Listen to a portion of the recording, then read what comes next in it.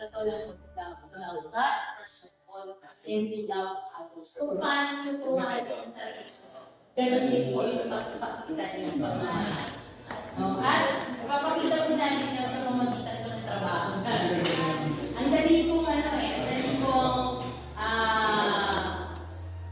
ang dali po na baliwala rin yung mga responsibilidad po natin, no? Yung obligasyon natin as workers, no? Lalo sa gobyerno. Pero kung titingnan po natin ang Panginoon Jesus, ikay-ikay sila dito. Okay po ba? Yes.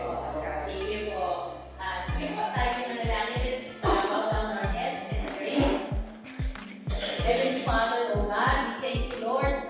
Thank you, Lord, na nakasama namin po ang bawat isa. Dalangin po